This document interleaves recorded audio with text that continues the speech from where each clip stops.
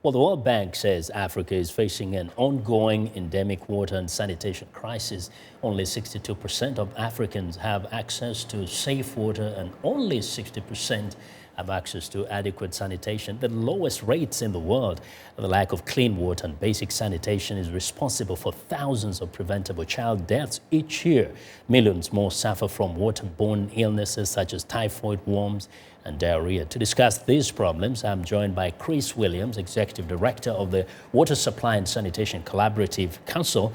Now, the Council supports global efforts to improve sanitation and hygiene for vulnerable sections of society with a special focus on communities in Africa and Asia. Mr. Williams, welcome to Africa 54. Thanks very much. Pleasure to be here, Vincent. It's a pleasure. And to make it clear, this is actually a UN agency. Yes, that's correct. Exactly. Now, what is, in a few words, the state of water specifically in Africa? We've mentioned that very few people are getting, or rather just up to 62% are getting clean water. What do we mean by this?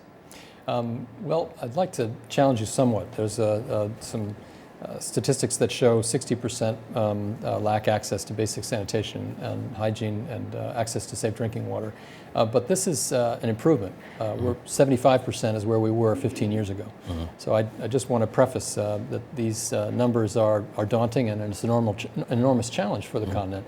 But these are up, significant improvements we've seen in the last 15 years. Okay. Now, what is it that is being done? What more needs to be done? Most important thing, I think, is political commitment. Over 30 governments in Africa have decided that by the year 2018, 2020, 23, depends on the country, they're going to end in their countries the practice of open defecation. They're going to improve sanitation and have universal access to clean drinking water. So political will, I think, is first step that I'm seeing as a positive change that we didn't have 15 years ago. Yeah, sometimes when people hear that people defecate in water or areas that, are sources of water, they look at the people. But this is a kind of a reality of their lives. They don't have access to clean toilets or even to toilets. Isn't that the case? That's correct. And I think what's important is that the key thing that a number of governments have decided to do is to impress upon people that their sanitation should be as much as a priority as their cell phone. That an investment in sanitation and safe drinking water and improved hygiene can have enormous benefits to their health, their productivity, keep the kids in school, that the return on this investment for an individual household is such that it's worth their own investment in resources, even very poor communities. Now, how much commitment do you see by governments? Because I've traveled to some of these African countries, and you find that there are water bodies or even rivers, including like the Nairobi River, right in the middle of the city, and it is filthy. And now, in the glaring presence of the governments there. I think the approach that many governments are taking is twofold. One is a rural strategy, and another is an urban strategy. Let me touch on the rural one quickly. Increasingly, governments have recognized that if they invest in sensitization exercises at community level, something known as community-led total sanitation, they are able to encourage people to make their own investments in sanitation and improve hygiene to the degree where for every dollar that the government invests, over $5 to $10 can be invested in the form of community savings and local government support.